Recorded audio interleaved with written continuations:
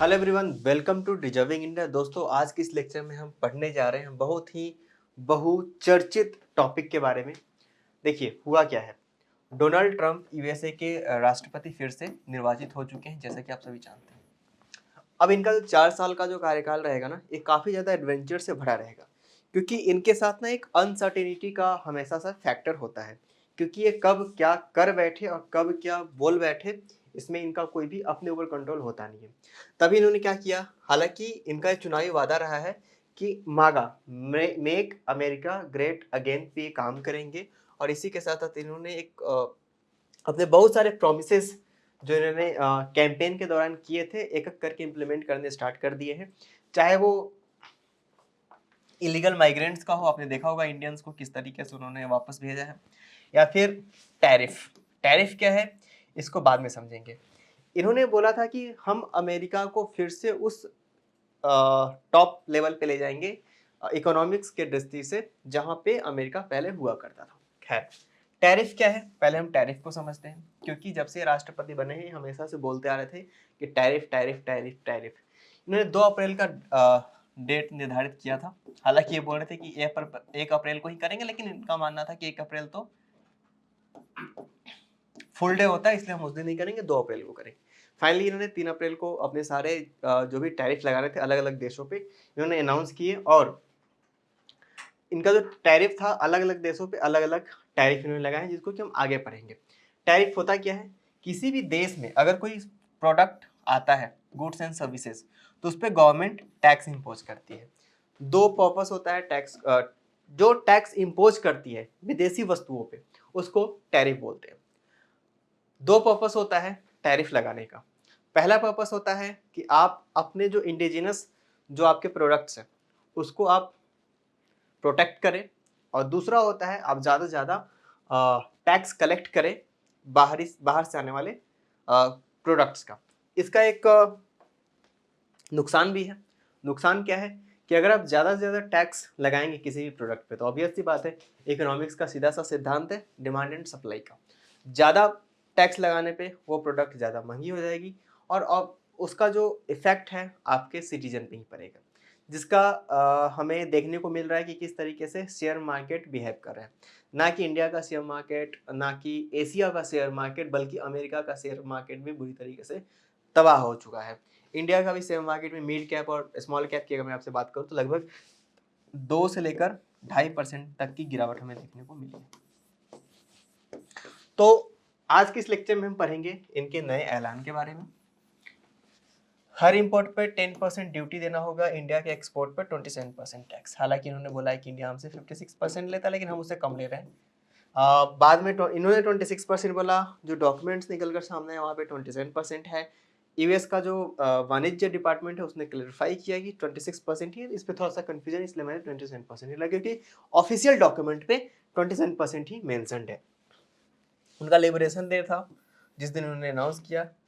Tariff policy को हम explain करने जा रहे हैं आज के इस लेक्चर में। टैरिफ पॉलिसी क्या क्या पढ़ेंगे आज हम, टैरिफ पॉलिसी को पढ़ेंगे और इसके इम्प्लीकेशंस को पढ़ेंगे, और उनके लिबरेशन डे पे टैरिफ पॉलिसी को उन्होंने इम्प्लीमेंट किया, उसको भी समझने की कोशिश करेंगे। प्रेसिडेंट, फॉर्मर प्रेसिडेंट नहीं, यूएस प्रेसिडेंट, ये मिसटाइप हो गया है, इसको आप इग्नोर करेंगे। Donald Trump liberation day tariff policy के बारे में पढ़ेंगे। इसके की पॉइंट्स क्या रहेंगे। 10% को बेसलाइन बनाया गया है ऑल इंपोर्ट्स पे, मतलब कि जितने भी इंपोर्ट्स हैं यूएस के अंदर में, आप यूएस के पॉइंट ऑफ व्यू से इसको समझेंगे, वहां पे 10% को तो बोला गया है कि ये बेस है, इतना तो हम लेंगे ही लेंगे। इसके बाद डिपेंड करता है, उन्होंने रेसिप्रोकल टैरिफ की बात की।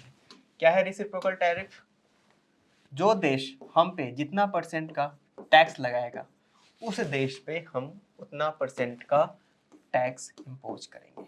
अगर चाइना यूएसए के किसी प्रोडक्ट पे 10% का टैक्स लगाता है, तो यूएसए भी उस प्रोडक्ट पे, चाइना के उस प्रोडक्ट पे 10% का टैक्स लगाएगा। तो इंडिया से बहुत सारी मेडिसिन जाती हैं, तो मेडिसिन ऑब्वियस सी बात है महंगी हो जाएंगी।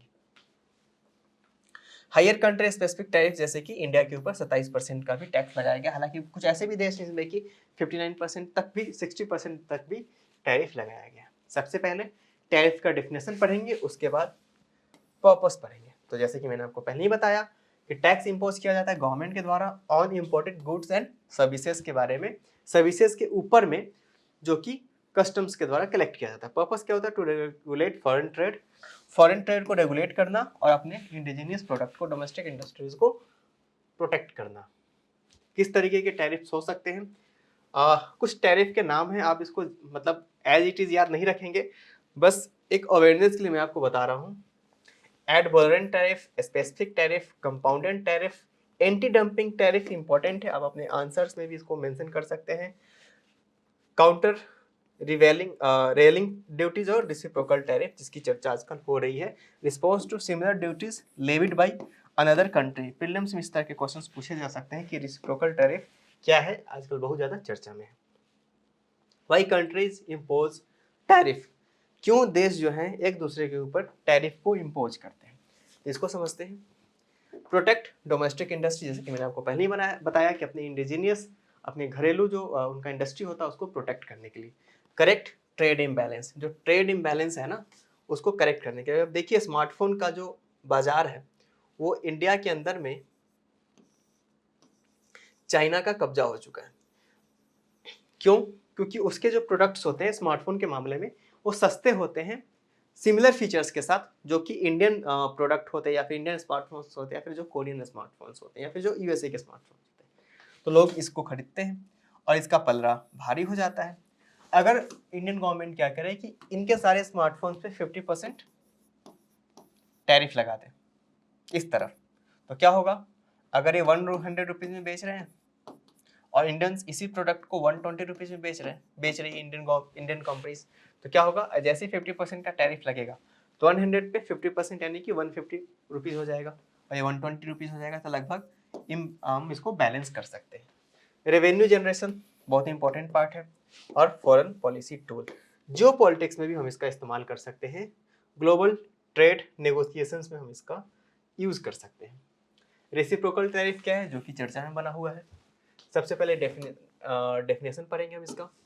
तो tariff that mirror or adjust the tariff or rate impose by another country, जैसे कि मैंने पहले ही बताया, जैसे आप किसी और देश पे जितना टैक्स लगाएंगे सिमिलर प्रोडक्ट पे, वो यूएसए भी उसी प्रोडक्ट पे उतना ही टैक्स लेगा। जैसे कि if India levies 54% duty on US goods, US might impose 27% as a retaliation के लिए रेसिप्रोकल टैरिफ लगाएगा। पर्पस क्या है? Counter trade imbalances and perceived unfair trade practices को रोकने के लिए। इम्पैक्ट क्या रहेगा इंडिया के ऊपर? 27% रेसिप्रोकल टैरिफ यूएस जो उसका जो नया पॉलिसी उसके तहत। अफेक्टेड सेक्शंस कौन कौन से रहेंगे? फार्मास्यूटिकल्स, जैसे कि मैंने आपको पहले बताया, स्टील, इलेक्ट्रॉनिक्स और टेक्सटाइल। पोटेंशियल कॉन्सिक्वेंसेस क्या हो सकते हैं? रिड्यूस्ड मार्केट एक्सेस, यूएस का मार्केट एक्सेस बहुत कम हो जाएगा इंडियन कंपनीज के लिए।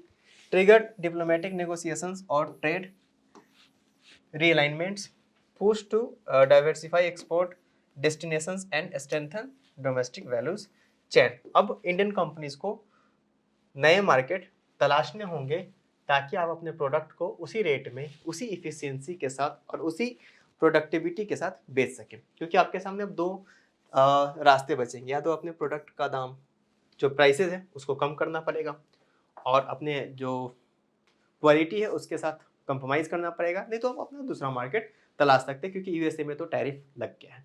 हालांकि सारे के सारे देश नेगोशिएशंस में लगे हुए हैं, भारत भी लगा हुआ है कि किस तरीके से इन टैरिफ्स को कम कराया जाए। तो आज के लेक्चर में फिलहाल इतना ही, मिलेंगे नेक्स्ट लेक्चर में। Thank you very much.